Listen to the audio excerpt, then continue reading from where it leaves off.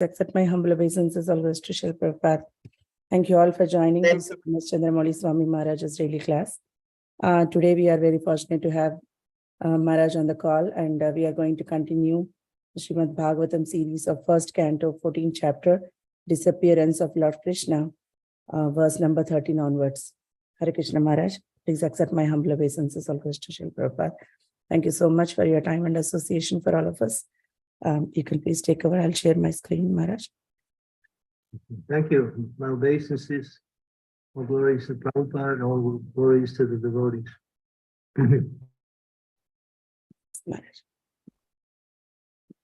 Maharaj, actually from verse 13 to until 28, we don't have any purport. This particular section is just the signs of inauspiciousness that are appearing in the atmosphere. So we can just read, and you meditate on these different inauspicious signs. You'll see what constitutes an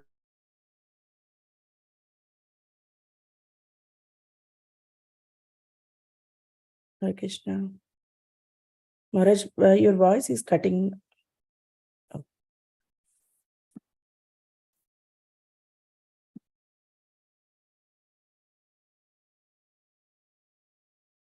Om Namo Bhagavate Vasudevaya. So I'll read the first Sanskrit and then I'll do the English for the remainder one. Okay. Shasta Korvanti Mam Shasayam Dakshinam Pasavo Pade Vahams Cham Purusho Vagre Laksaye Rudato Mama. So Yudhisthira is speaking. O Bhimasena, tiger among men. Now useful animals like cows are passing me on the left side, and lower animals like asses are circumambulating me. My horses appear to weep upon seeing me. Text 14.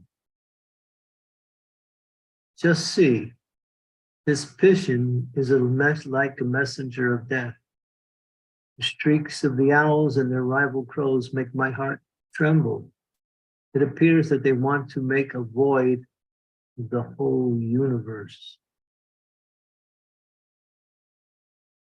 Text 15. Just see how the smoke encircles the sky. It appears that the earth and mountains are throbbing. Just hear the cloudless thunder and see the bolts from the blue.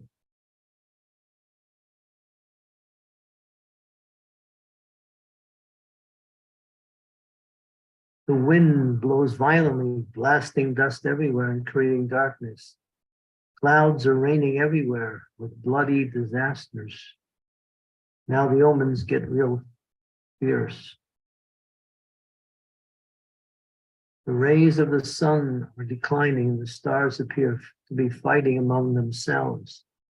Confused living entities appear to be ablaze and weeping.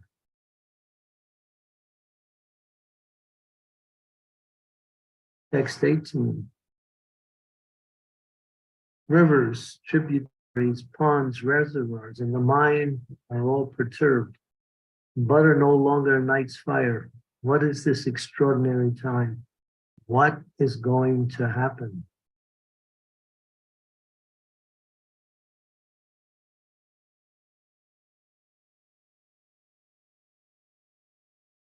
The calves do not suck the teats of the cows, nor do the cows give milk. They are standing, crying, tears in their eyes, and the bulls take no pleasure in the pasturing grounds. Now you can see how the omens are pervading the entire creation, from the cosmos to the living entities. The deities seem to be crying in the temple, lamenting and aspiring. They seem to be about to leave. All the cities, villages, towns, gardens, mines, and hermitages are now devoid of beauty and bereft of all happiness. I do not know what sort of calamities are now awaiting us. Text 21.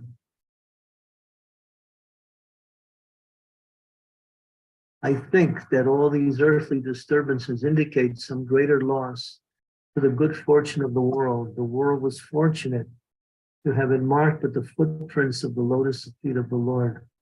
These signs indicate that this will no longer be.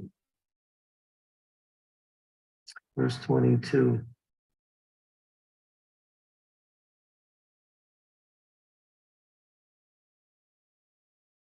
O Brahmana Sonika, while Maharaj Yudhisthira, observing the inauspicious signs on the earth at that time, was thus thinking to himself, Arjuna came back from the city of Dwarka, the city of the Yadavas.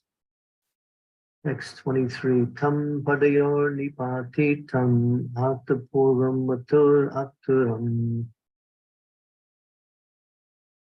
aho vandanam abidam srinjatam nayanam jayaho. When he bowed at his feet, the king saw that his dejection was unprecedented. His head was bowed down and tears glided from his lotus eyes. Text 24.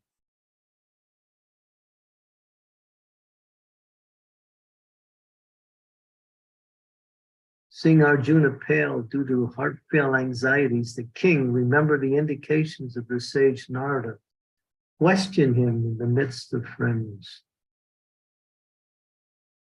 Yudhisthira Uvacha.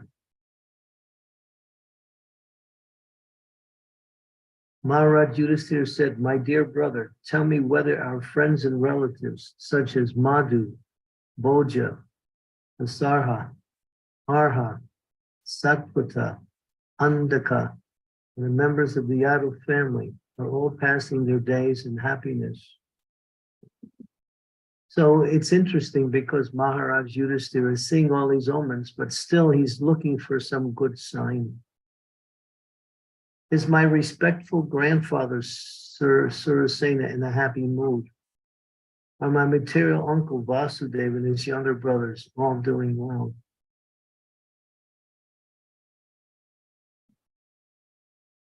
The 7 wives headed by Devaki are all sisters. Are they and their sons and daughters-in-law all happy? He's praying, hoping that these personalities who are connected are all feeling some happiness. But he knows it's not there. He's like hope against hope. Our Ugasena, whose son was a mischievous Kamsa, and the younger brother is still living. Our Ridhika and his son Kritavarma happy. Our Akrura, Jayanta, Gada, Sarana, and Satrajit all happy. How is Balaram, the personality of Godhead and the protector of the devotees? Srila Prabhupada's purport. Hastinapur, the capital of the Pandavas, was somewhat situated at present New Delhi. And the kingdom in Ugrasena was situated in Mathura. While returning to Delhi from Dwarka, Arjuna must have visited the sister city of Mathura, and therefore the inquiry about the king of Mathura is valid.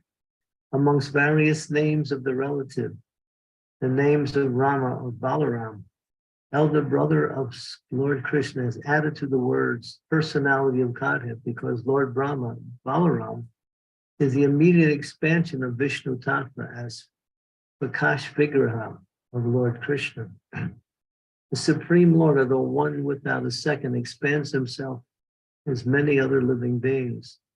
The Vishnu Tattva living beings are expansions of the Supreme Lord, and all of them are qualitatively and quantitatively equal with the Lord.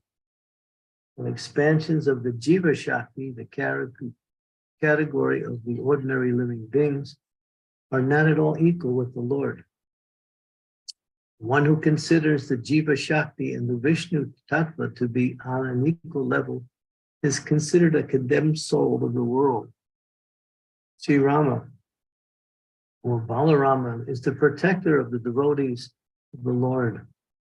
Balaram acts as the spiritual master of all devotees. And by his causeless mercy, the fallen souls are delivered. Sri Baladev appeared as Nityananda Prabhu during the advent of Lord Chaitanya. And the great Lord Nityananda Prabhu exhibited his closest mercy by delivering a pair of extremely fallen souls named Jagai and Madai. Therefore, it's particularly mentioned herein that Balaram is the protector of the devotees of the Lord. By his divine grace, only one can approach the Supreme Lord Krishna. And thus, Lord Balaram is the mercy incarnation of the Lord, manifested as the spiritual master, the savior of the pure devotees. Umagyan Timidandasya Gyananjana Salakaya Chaksun Militam Yena Tasmai Shri Gurave Namaha Namahum Vishnu Padaya Krishna Prasthaya Bhutale Srimakti Bhakti Vedanta Swami Iti Namine Namaste Saraswati Deve Gauravani Prachadine Nirvisesa Sunyavari Pastyatya De Sitarine Vanchakalpatarubhascha Kripa Sindhupa Evacha Patitanam Pavanebhyo Vaishnavebhyo Namo Namaha Jai Shri Krishna Chaitanya Prabhu Nityananda Shri Advaita Gadadara Srivasadi Gaur Bhaktivinoda Hare Krishna, Krishna Krishna, Hare Hare, Hare Rama, Rama Rama, Hare Hare. Seeing all of the inauspicious signs, King Yudhisthira is feeling that a great calamity has happened on earth. These omens are indications of something either auspicious or inauspicious. Throughout the universe, these signs appear, and they're constantly appearing. It's not that they always appear in calamitous or very celebrative times. They appear all the time. One who is able to notice and recognize these things can understand what will happen in the future, what is happening in the present, even though one may not be able to directly visualize. So after seeing all of these inauspicious signs, obviously he concluded that it must have been due to the fact that Krishna is no longer on the planet. Of course, in his heart and mind, he's hoping that that's not true, but he cannot come up with any other conclusion, seeing the inauspicious signs. And therefore, after seeing the signs, he concludes by saying, is Lord Balaram okay? He is the protector of all of the devotees. So in that last statement, there's a sense of hope that if Balaram is still here, the devotees have protection. But if he is also not here, then there is no hope for anyone. So he's asking, is Balaram the protector of the devotees? Is he still here? And then we get a little indication of what that protection is. And so that protection is the mercy manifestation of the Lord. He is the Lord himself, but he mercifully comes as the mercy manifestation of the Lord to uplift the conditioned soul in the form of the pure spiritual master. So the spiritual master is a manifestation of the tattva of Sri Balaram, or you might say his service in the world as the representative of the Lord, although he is the Lord himself. So therefore, as it says that there is no difference between the mercy of the Lord and the mercy of the pure spiritual master, which is the manifestation of Krishna's mercy coming through his direct expansion as the Supreme Lord, Lord Balaram himself. So we can understand how much Krishna goes out of his way, to use a euphemism, to protect and uplift the devotees. He does it in so many ways. This is his love for the conditioned souls. Sometimes people say, well, I don't see God, I can't feel God. Is God actually here? All you have to see is how his energies are working. And if you know how the energies are working, you can see that God is constantly with the living entity in different manifestations of himself to bring the living entity back to him in loving devotional service. And Sri Balaram is paramount. He is foremost in doing that because he represents the pure spiritual master. And the pure spiritual master, actually, I meant to say, the pure spiritual master represents Lord Balaram as his mercy manifestation, bring the conditioned souls. And that same Lord Balaram has appeared in this age as Sri Nityananda Prabhu. Brajendra Nandana Ye, Sachi Sutta, Hoilo Se, Balaram, Hoilo Nitai. That same Krishna has come, and Brajendra Nandana as Shri Krishna in the form of Sri Chaitanya Mahaprabhu. And that same Balaram has come as Sri Nityananda. And you can see how Balaram manifests his mercy in his expansion as Lord Nityananda, as he delivered the most fallen, and as Prabhupada says, extremely fallen souls, Jagai and Madai, whose sins were so profuse that even Yamaraj, the Lord of Death, who calculates all the sinful activities of the conditioned soul, could not keep up with the calculation. In fact, it is mentioned in the Chaitanya Bhagavat that in order to keep track of the sins of Jagai and Madai, Yamaraj employed 30 new scribes, persons he initiated or brought into his fold in order to calculate their sinful activities. And when he was inquiring from them, especially his lead scribe, which was Chandragupta, Chandragupta said, "My dear Lord," referring to Yamaraj, "we are still behind calculating their sins. There are so many." And so, but Lord Nityananda is the mercy manifestation of the Lord. He is Balaram himself. There is no difference between Balaram and Nityananda. They're the same person, as that verse describes. There is no difference, and therefore, but Balaram's mercy, when he was personally present, he was protecting the devotees, but he was also killing the demons. But as Nityananda, he was protecting the devotees, but he was also bringing the demons, or those with demoniac mentality, to the fold of Krishna consciousness by delivering them from their sinful activity. And here is the example in Jagai and Madai. So what we're talking about is not history, it's present day reality.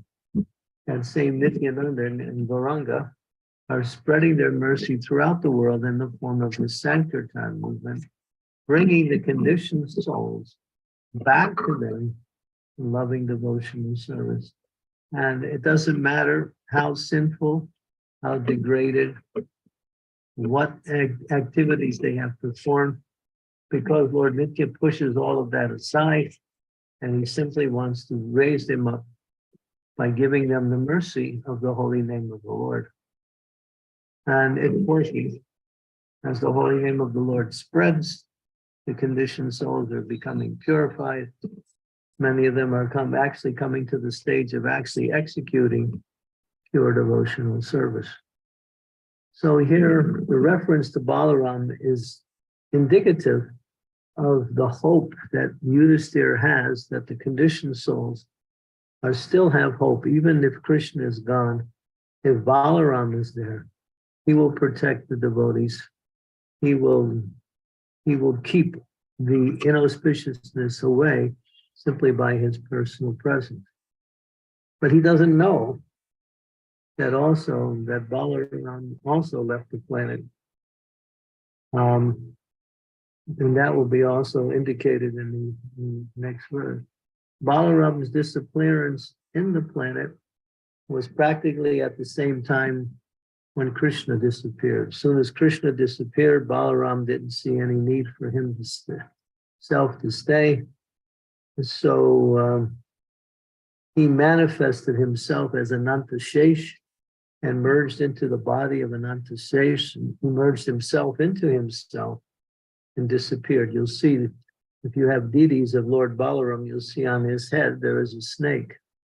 And that is Ananta Shesh. He is a manifestation of that energy of Ananta Shesh, which is to show compassion to the fallen souls in this age. So, and therefore here it says that we should pray to Lord Balaram.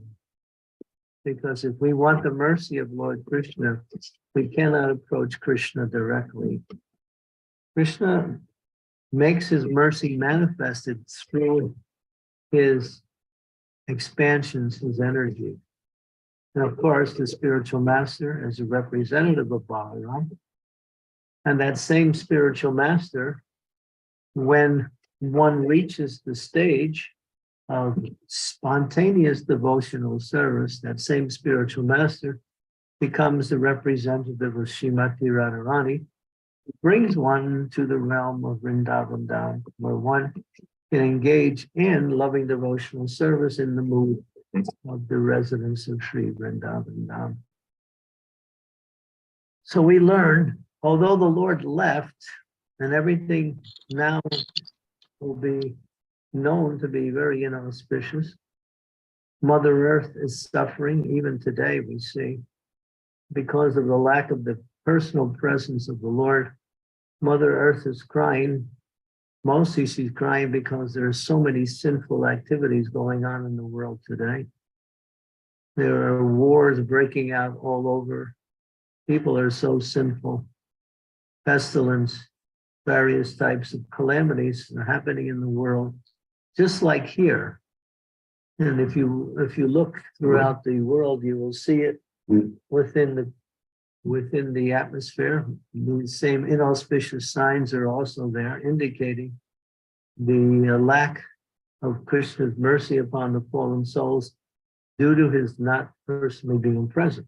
But there is a hope, because the Lord is personally present, although we say he's not, in the form of his holy name.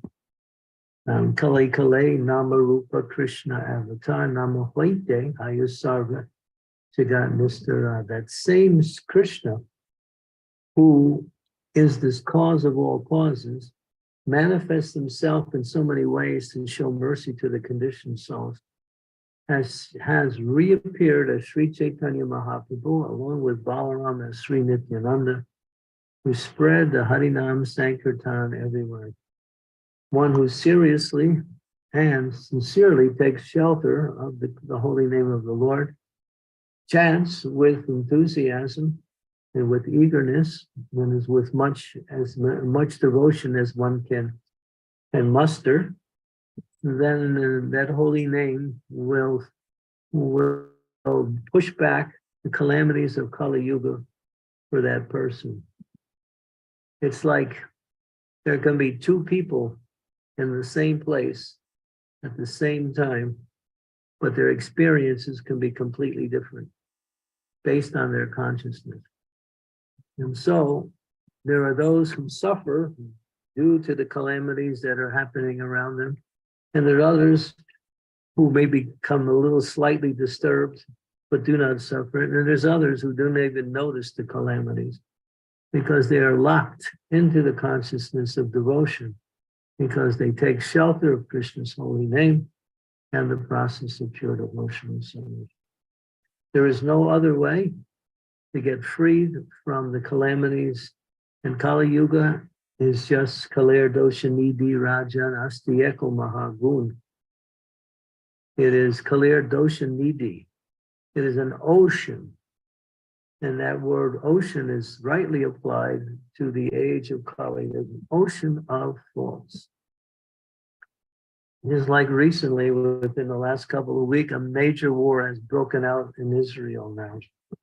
They're like, and people are dying wholesale every day. And this is the nature of the material world. Then these same warlike adventures can happen anywhere in the world. Don't think, well, I'm safe in my country because there's no war. They don't. This type of mentality is the mentality of people who live in the clouds. This is a dangerous place. Padam padam yavi padam. There can be war, pestilence, crises, and even on an individual level, what to speak of on a global level, that's happening all the time. There are people dying now from so many diseases. Diseases of people. It's the doctors are astounded to see how people are dying wholesale now from so many diseases. As devotees, we don't hear so much because we're away from that, but it's there. So this is the material world. So stay connected with Lord Balaram as a representative of the spiritual master, and execute the devotional service with a great attention, and with great enthusiasm. And you'll always be under the umbrella of the Lord's Daivi Shakti, spiritual energy, and spiritual energy will protect you from all of the calamities of this world and uplift you to the spiritual consciousness. And this is all the mercy of Lord Balaram, who represents Lord Krishna in this world as the pure spiritual master.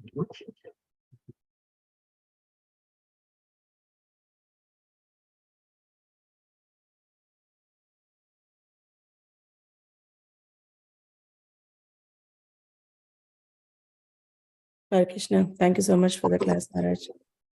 Thank you so much. Dear devotees, any questions or comments or realizations, you can please go ahead now and please turn on your cameras if possible.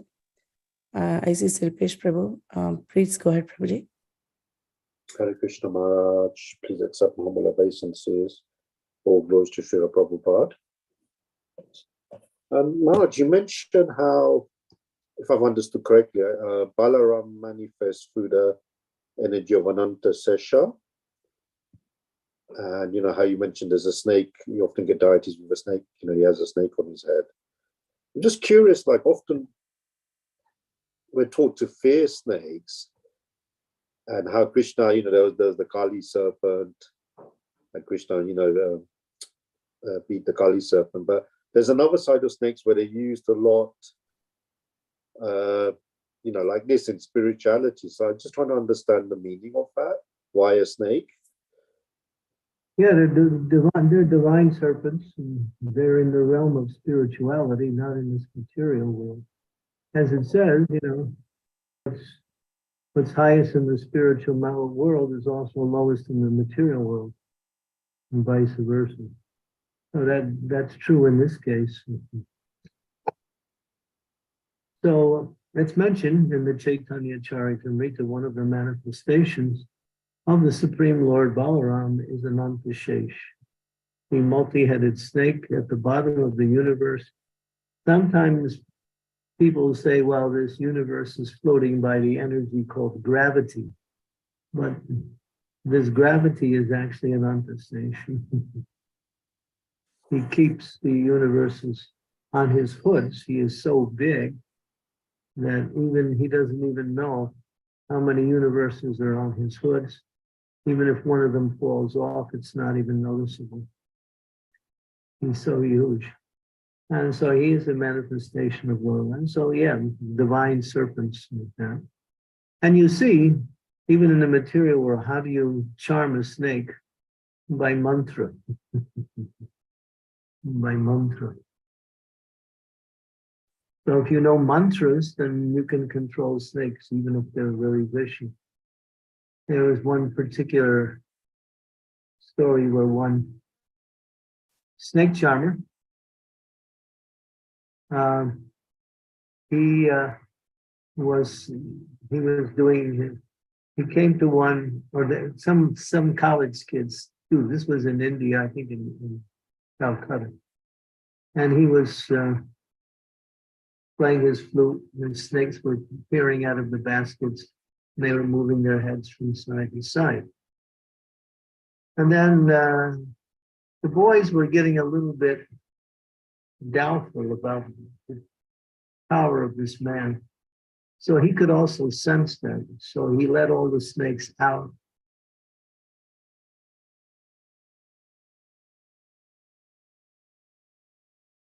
And he said, don't worry, they will not do anything as long as I am here.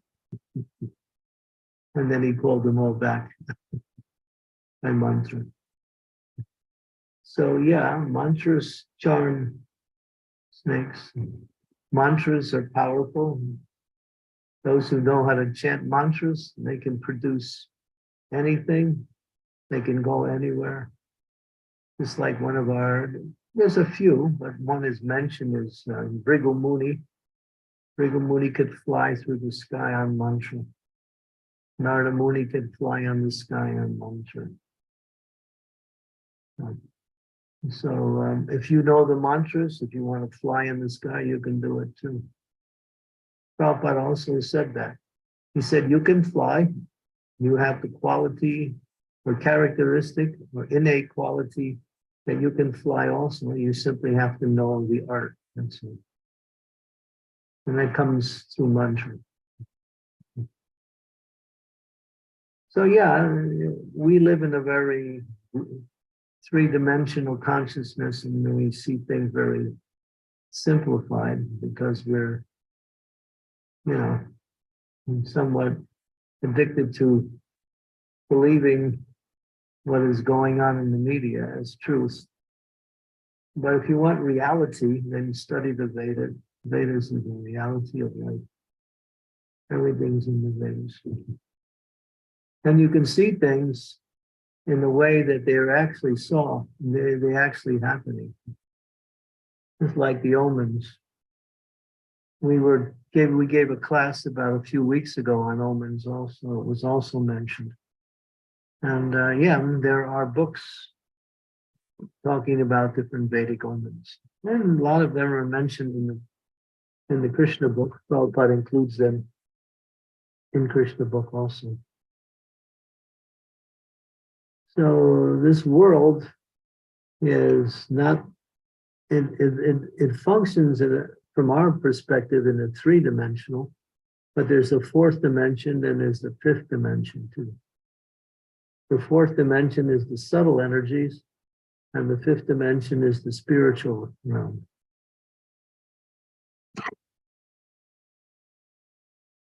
When you bring in the spiritual realm into the third dimension, it becomes the fifth dimension.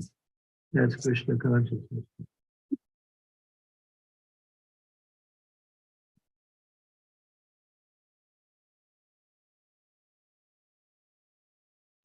Thank you, Maharaj. That's really helpful. I especially liked how you mentioned the fifth dimension is the spiritual energy. That's really interesting. Yeah. Just like in the minds of a pure devotee, the pure devotee wants to do something and hasn't been done on the physical level yet. But because the pure devotee desires it, it's already done on the fifth dimension. Say a pure devotee wants to build a temple, and so it hasn't manifested yet in the physical form, but on the fifth dimension, it's already there. And then due to the time factor, it manifests itself and comes down to the physical realm. So the desires of the pure devotees are already fulfilled on the spiritual level in relationship to the Lord. It's like when Prabhupada came to America, he told that one train conductor, he says, I have 108 temples, but they're separated by time.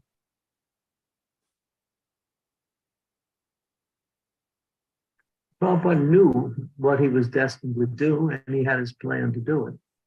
Open temples, write books, create communities, educate devotees. He had all of that in mind. And so because he was a pure devotee, he was going to work in such a way to make it happen. But his pure desire was already filled by Krishna on the spiritual level. You can also act like that. If you want to serve the Lord in a certain way, if you fix your mind in that way, purify your consciousness, and in due course of time, the results will manifest on the physical level.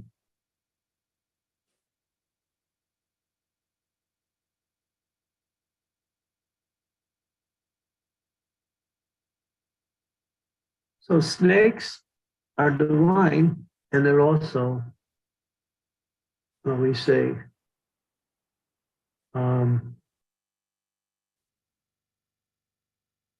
represent.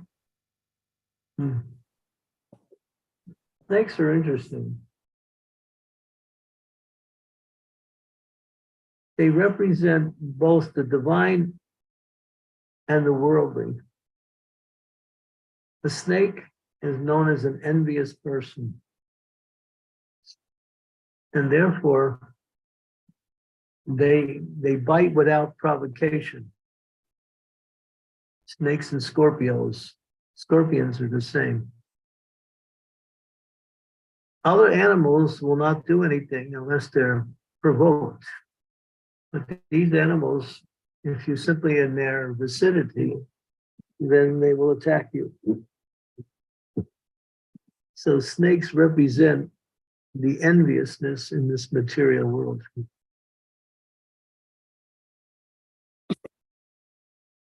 But if you have a snake charmer, just like if you have a guru, he can charm the snake-like followers.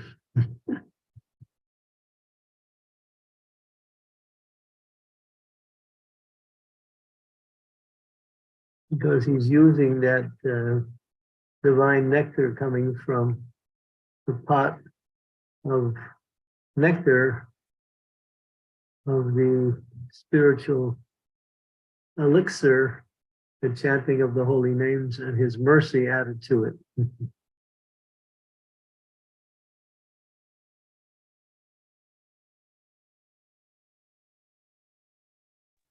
Please charm me, Maharaj, please.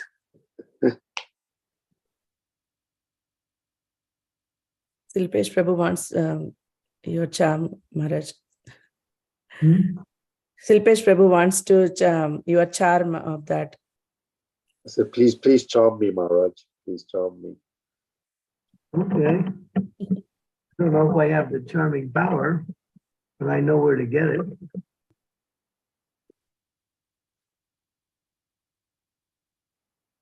Yes. Thank you, Maharaj. Thank you. That same reservoir of nectar. Sridevi Mataji, you want to go ahead with your question? Thank you. I Dear Guru Maharaj, should mention, we try to keep things moving because I'm in Vrindavan, Yes, ma'am. and anytime this internet can go out. Yeah, it's like little bit in and off, on and off. Yeah, yes, Maharaj, sure. Yeah, Sridevi Mataji, please go ahead. my humble obeisance is due Guru Maharaj. All glories to Prabhupada. Quick question. So Guru Maharaj, when you said, maybe you partially answered, but I still would like clarification. If we desire something in our devotional service, like I would like, to see this happen. I would like cow protection to happen. I would like to see devotees very happy. I would like to offer nice ahimsa milk to the deities, like this, things that go on in our hearts and minds. We are not pure devotees. We are not on that pure level. We are very impure, mixed up, etc. So how we can, manifest those things because we are not pure enough yet for them to manifest. If your desire is pure and you're engaged in devotional service. In other words, if your motivation is not for your own personal interest, but for, say, serving the spiritual master's mission or to propagate religious principles in the world. In other words, if you're free from any personal desire and you want to do something in Krishna consciousness, then in due course of time, but you still have to work in that way. You can't just desire it and then expect it'll happen you have to make an effort, but it'll manifest itself by the mercy of the Lord because of the pure desire of the devotee. Yeah. But if your desire is for name and fame or some kind of some material benefit from your activity, then it's polluted and it's not pure, and then it may not manifest. Right. Thank you, Guru Maharaj. Namrata Mataji, please go ahead. Hare Krishna, my humble obeisances, all glories to Srila Prabhupada. My question is, we have seen the COVID waves, we have seen 2 wars, one is currently going on, and so there are bad omens. Again, we can see that. Devotees do perform holy name yagna constantly. So, do they protect them? Is it to protect themselves or to keep the bad effects away? Well, you have to understand the bigger picture. Bigger picture is Lord Chaitanya's mission in spreading Krishna consciousness around the world. People are sinful. They're very sinful worldwide. And therefore, they're getting their karmic reactions in the form of calamities, both individual and collectively. And this, at least this time period, is paving the way for Lord Chaitanya's apparent mission. He's cleaning house. People are getting their karmic reactions very fast now. And so, more so now than ever. And as the Sankirtan movement continues to expand, the only problem is we're not expanding fast enough. But yeah, and so this is the material world. There's always some calamities going on, but now the calamities are so strong that it's pretty soon it can it's impacting the whole world. Everybody's being affected in some way or another. And it could, it could turn into a major world war, which Prabhupada already predicted in 1975. He said World War III will come and there'll be a complete cleansing of the earth.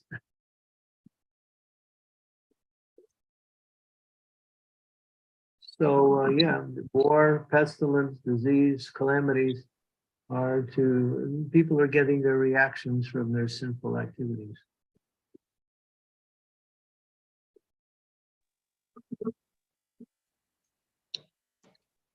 Thank you, Maharaj. So we don't have any option other than taking the shelter of holy name. And taking shelter of the process of pure devotional service.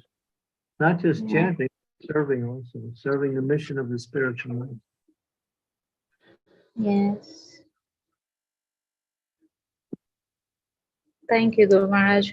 Hoping that everyone understands this message. Hare Krishna. Prabhupada was saying, we devotees don't simply chant. They can do so many other things. And they work for the benefit of others. So spreading the holy name is obviously the supreme way to benefit others. But then again, we set up different ways by which people can come. And just like Prabhupada's mission was to set up these farm communities, not only for ISKCON, but for the whole world. And teach people how to live. Get away from this degrading city life, which is destroying all the good qualities of the living entity. City life is hell. Here's another form of hell. because we got all these modern amenities, we think, oh, it's not so bad. But it's hell. Of course, we're devotees and therefore we're somewhat protected from the hellish atmosphere, but it's hell. So we have to not only chant, but we also have to work to spread Krishna consciousness. And that's the glory of our movement. We want to bring more and more people into it. Make everyone an active devotee.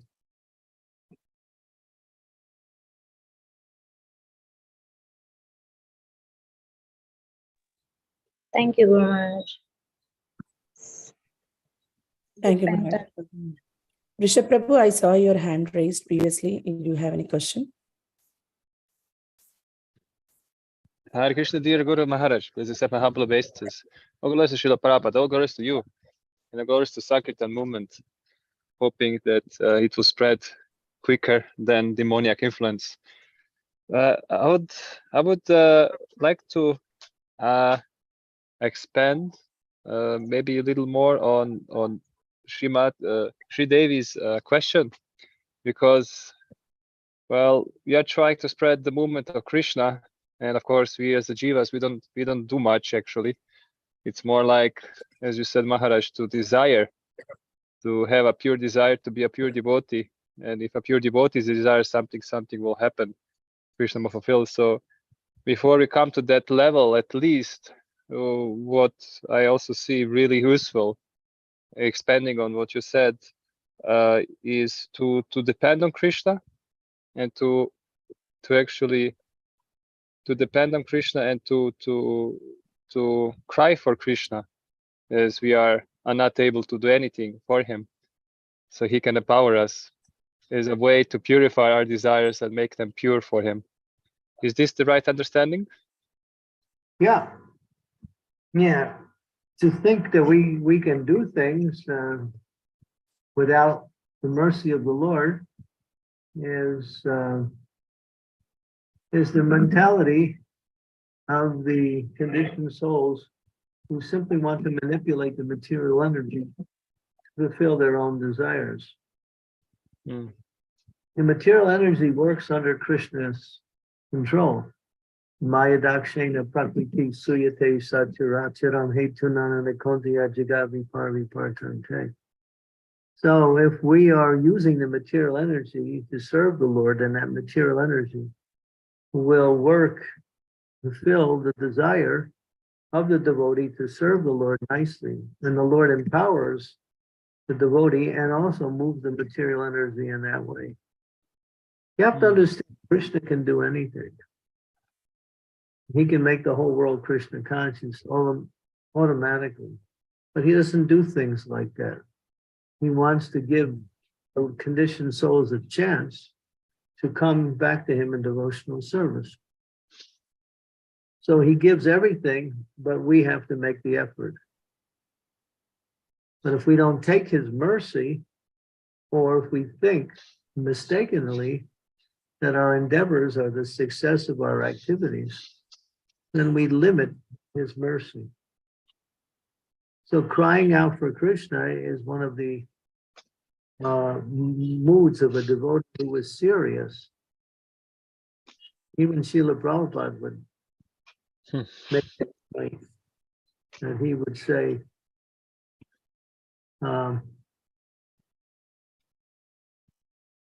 he worked so hard to start Krishna consciousness in America. It wasn't easy. If you study his early days, from the time he left India to the time he actually began his movement in a regular way, it was at least 1.5 to 2 years. And even then, he was planning before that, even before he left India. So I'm not saying we can do what Srila Prabhupada can do, but we can do something in relationship to what Prabhupada did. That means assist him, who was assisting Lord Chaitanya in spreading Krishna consciousness.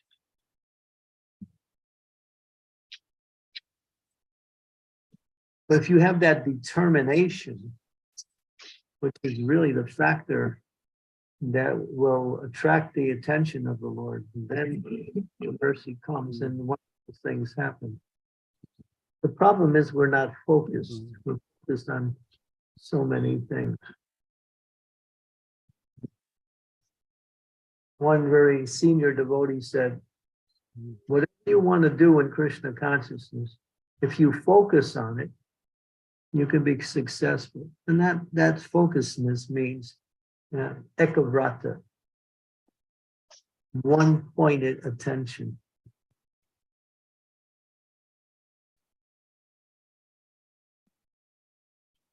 If you want to chant purely, then work on it.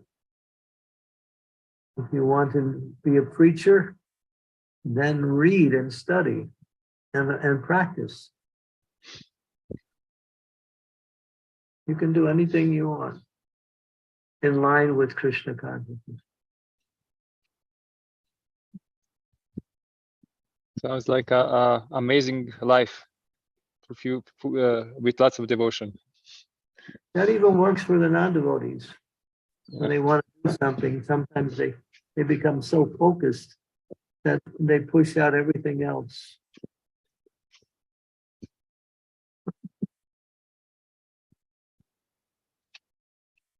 Yeah, just the motivation I need. Thank you very much, Maharaj. Thank you. Yes, Maharaj, thank you so much for this. Yeah, we all need this type of motivation. Thank you. Bhikkhu Prabhuji, please go ahead with your question. Dandavat Pranam, Maharaj. Please accept our humble obeisances. You are in Sri Vrindavan Dham. Sri Vrindavan Dham ki jai. Wish we were there. You have touched on the collective karmic accounts. What we are seeing, the conflict, the wars. Okay, watching news can be disturbing. It can, to see all the suffering. I just watch it to keep myself informed. But these scenes can affect your Krishna consciousness. And I try and see less of it, to focus, as you suggest, on Krishna consciousness. To what degree one can continue watching? Is there any solution? Is there any hope? Or we just continue doing our own sadhana? What do you mean? Is there any hope in what do you mean? In this peace to arrive? You see, we can enjoy Krishna consciousness because we are in a peaceful environment, secure environment. Not only that, because you're not sinful. Because you're not sinful, you're not getting the reactions the rest of the world is getting. How many cows are going to the slaughterhouses every day? That karma is heavy. That brings war directly, killing animals. These are Krishna's very dear living entities, the cows. They're extremely dear to Krishna. And they're destroying his, what kind of reaction are they going to get? And if you're eating meat, you're supporting cow killing. We're not doing anything, therefore we're free from these reactions, but people are getting their reactions because they are sinful.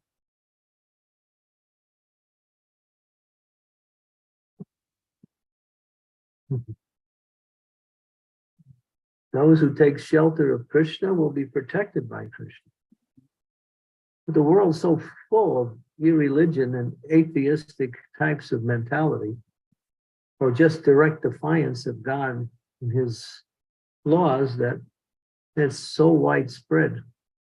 Illicit sex, intoxication, various types of gambling. It's a regular affair in life now. Cheating, lying, stealing, it's happening on all levels. This is Kali Yuga. And therefore, Mother Earth is reacting. She is the punisher. She is the provider. So we feel unhappy because such living entities are suffering, but we know why they're suffering. We're tell them, stop their sinful activities. But just to stop sinful activities doesn't solve the problem. They have to live a life that is conducive to their spiritual well-being. The only solution is God consciousness or Krishna consciousness. So our job is to try to bring people to Krishna consciousness. At the same time, we know why all of this is going on. It's clear. All you have to do is read the Bhagavatam. Here, turn to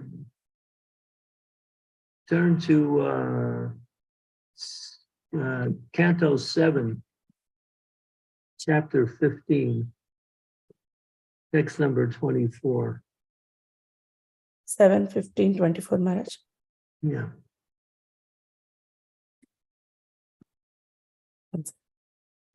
I mean, this is just one of many similar statements regarding how things are happening in the world. If we don't read Bhagavatam, then we'll just become bewildered by what happens. Yeah, go down the page.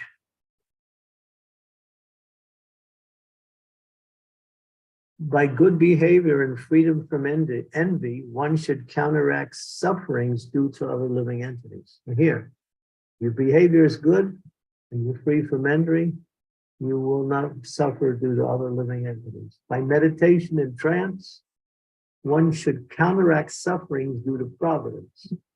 That means higher powers. By practicing hatha yoga, pranayama, and so forth, one should counteract sufferings due to the body and the mind. Similarly, by developing the mode of goodness, especially in regard to eating, one should conquer sleep.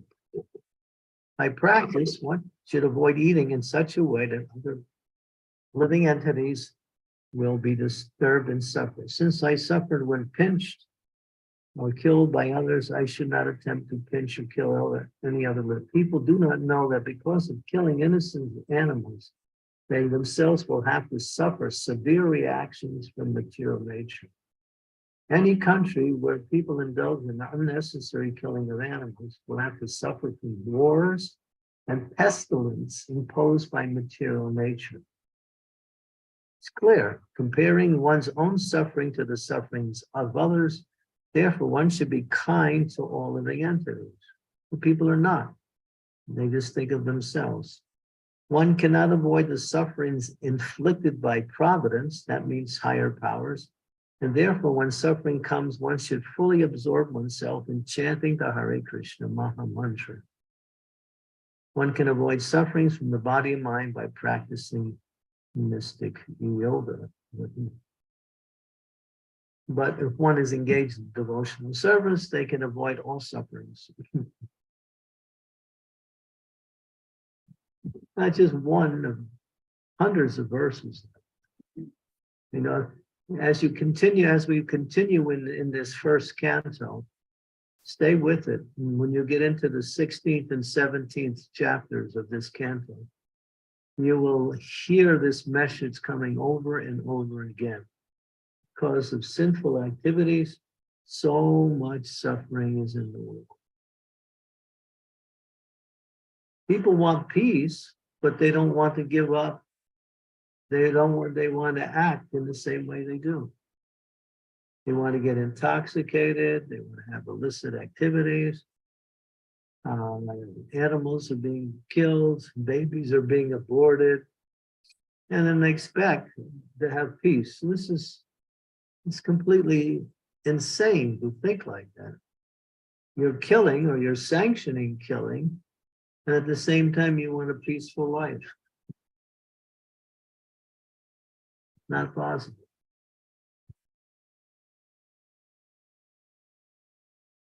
Material energy is Krishna's agent to reward or to punish the living entities due to their sinful or pious activities.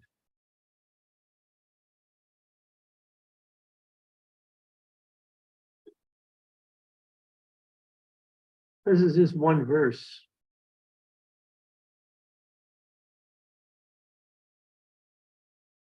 There's many like that. Thank you, Maharaj. It is very useful. The guidance is clear.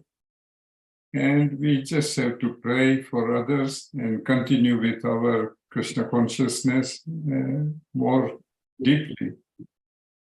Thank you. Yeah, and try to do something.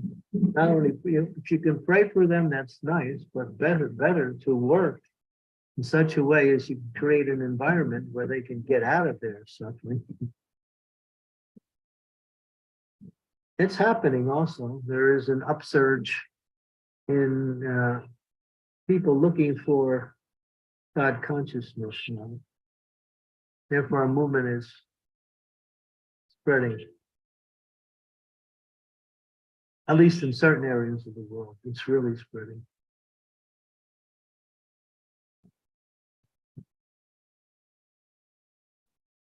Thank you, Maharaj. Thank you so much.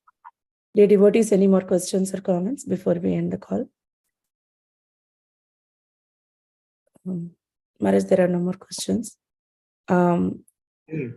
Is it okay if I ask one question? I have a question in my mind. Yeah, go ahead. Sure. Thank you, Maharaj. So I was thinking, so when we are reading about Lord Balaram as spiritual master, manifestation of the spiritual master are represented. So I can imagine, but I'm not able to actually get it, like how Lord Balaram can be the a spiritual master of all the devotees. How he is showing his pastimes in Vrindavan or whenever he's on the planet, Maharaj. Yeah, well, the Bhagavad and Chaitanya Charitamrita said he is servitor Godhead. There's God who is serving and God who is served. So he takes the role of, although he is God, he's serving Krishna in his different manifestations. So one of the ways he serves is he manifests himself as the compassionate nature for the conditioned souls through the tattva of the principle of spiritual master. So in the go to Chaitanya Charitamrita, Adi Leela chapter 1, verse number 46.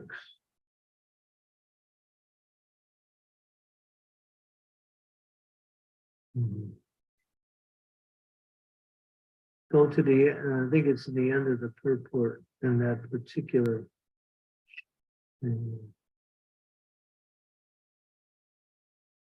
Yeah, one should know the Acharya as myself and never disrespect him in any way. Go back and let me finish the translation. Yeah. One should not envy him, thinking him an ordering man, for he is a representative of all the demigods. So now it goes on to explain the principle of spiritual master, but then go to the end of the chapter, end of the purport.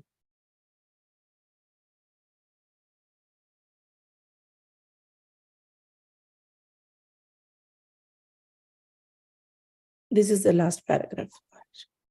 Yeah, it's in the last paragraph. Keep going. Yeah.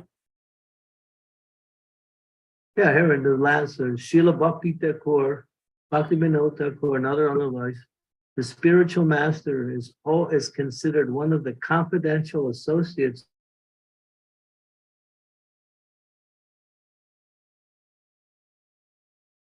in Nanda Prabhu. And that's been mentioned over that the spiritual master comes from one of these two tattvas. But it's also explained when we practice Krishna consciousness, he manifests himself as Nityananda Balaram through his mercy. Spiritual master works. And when one reaches spontaneous devotional service, the spiritual master introduces the living entity to the mood of Vrindavan, Raganuga Bhakti, and then he actually manifests the mercy of Srimati Radharani through his teaching of Raganuga Bhakti to the living entity or his disciple.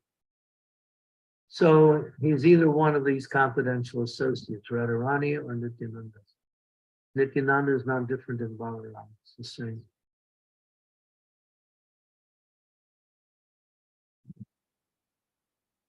So yeah, that's his service.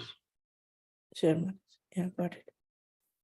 Yeah. We mentioned on Balaram's appearance day, he serves in the rasa of neutrality, in servitorship, in friendship, in parental affection, and in Madhurya Ras. Balaram manifests himself in all of these rasas to serve Krishna in different ways. In the neutrality ras, he becomes the paraphernalia of the Lord. In Vatsalya ras, he becomes the older brother of the Lord. He acts like a representative of his parents. And there's pastimes like that.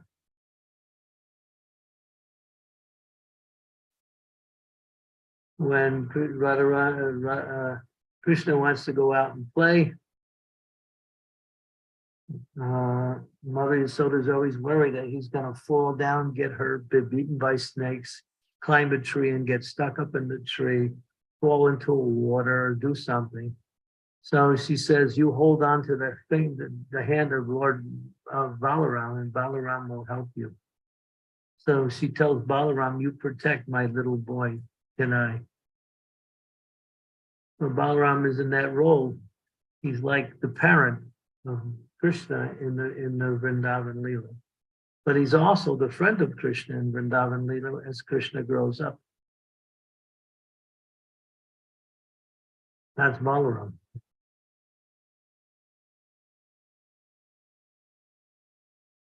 Sweet. Yes, Maharaj. Thank you so much. Thank you for the reference. I'll read more into it.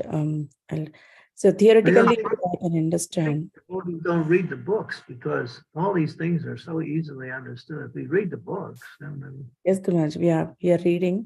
But the thing is, sometimes I understand theoretically, but sometimes I don't get it practically, or I try to imagine. So at the time, I get stuck with my mind. So just want to clarify with you once again. Mhm. yeah, that's understandable. But I'm saying in general, Yeah. devotees don't read. They just don't read. Yes, Maharaj. We have to read more, especially Bhagavatam.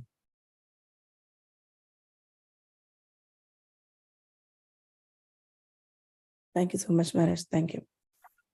Any more questions or comments, dear devotees? Okay. Maharaj, I don't see any questions, so we can end the call here. Anyway, we have passed 1 hour. So thank you all once again for your association, Maharaj. So we hope that you will join tomorrow again for the class, and also on Thursday. Yeah, thank you very much, dear devotees. We'll end the call here. Srila Prabhupada ki jai, Srimad Bhagavatam ki jai. Thank you. Gurudeva ki jai. Well, thank you very much. Oh, All Gurudeva. devotees. Hare Krishna. Have a good day. Guru Maharaj, Hare Krishna. Hare Krishna. Oh, Maharaj, Gurudeva. I just want to Please. mention that my parents are also in Vrindavan right now in Yatra. Oh. Oh, Hare Krishna. Hare Krishna. Thank you very much. Hare Krishna. Thank you. Thank you, Gurudeva. Thank you, Gurudeva.